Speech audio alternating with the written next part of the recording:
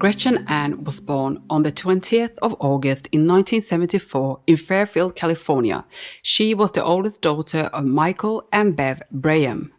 She was a kind, generous, and loving person and liked by everyone that met her. On October 29th in 1994, she got married to William Crooks. Her favorite time of year was Halloween, which was the couple's anniversary. Gretchen liked American football and traveling. She also volunteered at the Federal Disaster Medical Team during the aftermath of Hurricane Katrina and Rita. The couple lived near Osage, Iowa. They had 2 children, Noah and Jacob. Noah was the youngest, born on July 29th in 1998, and they were this typical, ordinary, loving family. Although the couple were wonderful parents and good role models, Noah, the younger brother, displayed some disturbing behavior in early childhood. When growing up, he was accused of being cruel to animals and may have burned down his grandmother's home when he was around 5 years old. That was mentioned in the court documents, but I couldn't find any in-depth information about the fire. At the age of 8, Noah was put on medication for ADD because he had outbursts in class and on the school bus. In 2010, when Noah was in the 5th grade, Gretchen gifted Noah a .22 caliber Ruger rifle, mainly meant for hunting. Later on in court, Noah's father, William, would testify that Noah's troubles became more physical in the 5th grade. William said Noah would pull out all of the hair on his head, his eyebrows, and lashes, and he'd even pull out the hair off his legs and arms. Anywhere that he had hair, he pulled it out. In 2012, Gretchen worked as a nurse at the Mercy Hospital in Mason City and was studying to get her master's degree at the University of Iowa. William worked at the Cargill Kitchen Solutions, also in Mason City. William and Gretchen had at this point been married for 17 years. On the 24th of March in 2012, Noah, now 13 years old and in the 8th grade. He had been failing in school, getting bad grades, so Gretchen would discipline him. Noah had been playing Call of Duty, or COD for short, during the day. So COD, or Call of Duty, an online first-person shooter set in different war zones where the objective is to shoot and kill other players. He might have been playing COD Modern Warfare, a game for 16 and over. Either way, he had been playing COD, and sometime during the day, Gretchen had taken the game away from him. And Noah did not like this at all. In the evening, Noah and Gretchen were home alone. William was at a work-related party. I do not know where Jacob was. It hasn't been disclosed in any documents I read.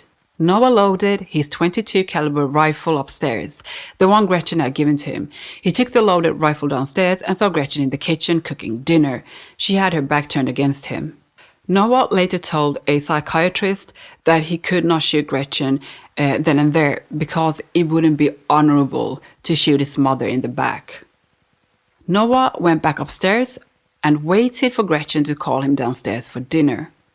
He returned downstairs with the rifle, and this time he found Gretchen on the living room couch studying her coursework. Noah then shot her 22 times from about 10 feet away, killing her. He then texted William, "Dad, this is Noah. I killed Mom accidentally. I regret it. Come home now, please." William thought Noah was joking and replied, "Okay, just throw her in the grove. We'll take care of her later." Noah then called 911. "I'm not joking at all. She's dead. I'm scared. I killed my mom with a .22. I don't know why I did it. I feel crazy and I know I'm not.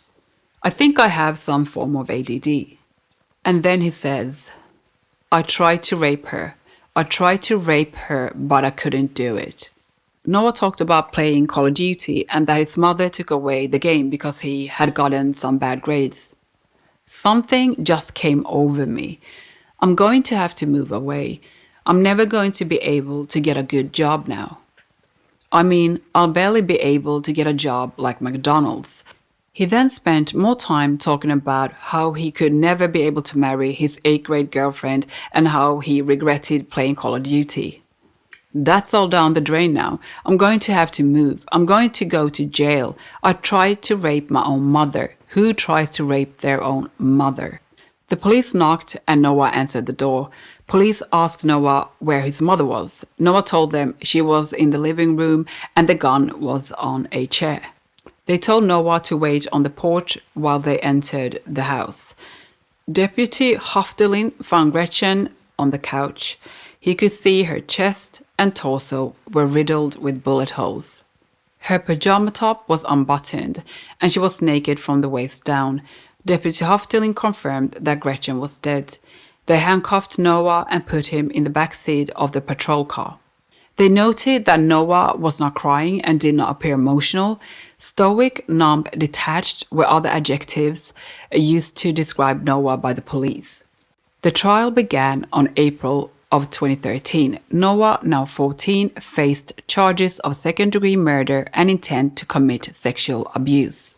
He was 13 at the time of the death, and he was tried as a youthful offender. The jury heard that about 3 hours before the murder, Gretchen had taken away the video game from Noah.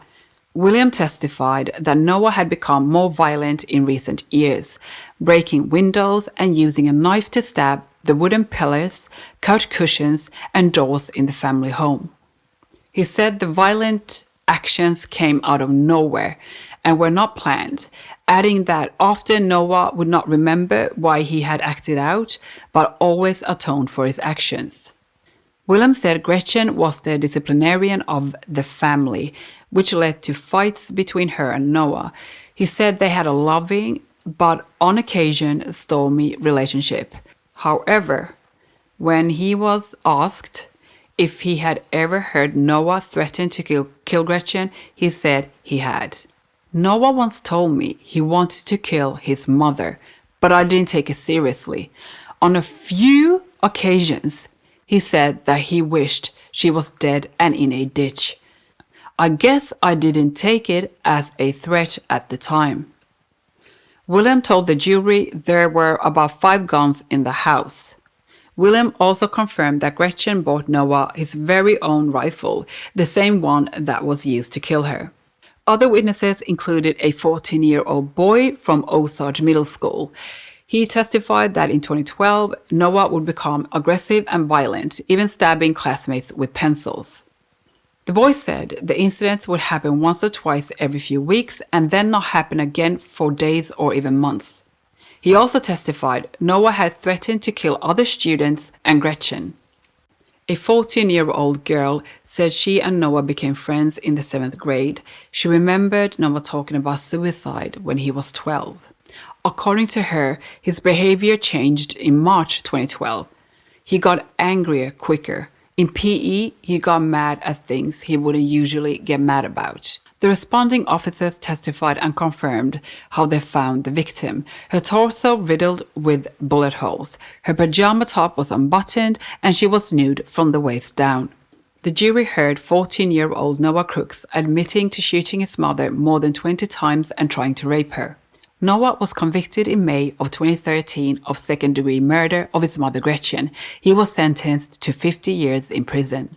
However, the Iowa Supreme Court noted that Iowa's youthful offender law allows the court to track a youth's progress before deciding any prison sentence. In this case, the court had around 5 years to track Noah and see any changes in him before sending him to adult prison. So he could be out in 5 years.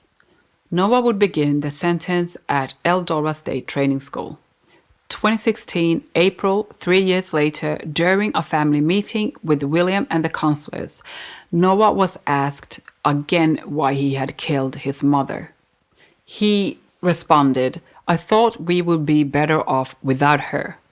In May of 2016, 2 months before Noah turned 18, the district court held a hearing to determine Noah's future after his 18th birthday. When the hearing took place, the case was made more complicated for the defense. The common theme during this hearing was that Noah needed to stay behind bars. William took the stand for his victim's impact statement, saying he felt that if he would have stayed home that night, he wouldn't be here today, meaning he thinks Noah would have shot him too. adding that Noah had never apologized for his actions. He said Noah needed to learn from the hurt he caused. Noah's uncle took the stand, saying he loved but could never forgive Noah for depriving him of more memories with his sister. Noah's maternal grandfather said in a letter that he believed the teen to be a serial killer. Noah's grandmother said she loved him very much, but it was clear that he had always lacked empathy.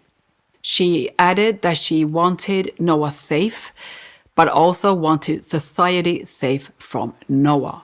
Noah claimed in his statement he turned his life over to God and wanted a relationship with his family again. While Noah said he was religious, the state noted he had never shown to be religious during his time at the facility. The state said Noah had written a letter saying he tried to revive Gretchen, but the evidence obviously pointed to that he had tried to rape her.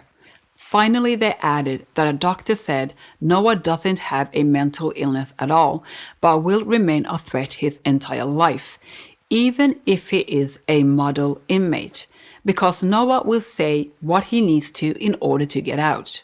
But the judge also said there had been a surprising lack of empathy following the event. So yeah, the sentence was upheld and Noah was moved into an adult prison. He's now an inmate at the Iowa Department of Corrections located in Des Moines. I'm telling you, this boy was a future either mass shooter or serial killer. I am convinced.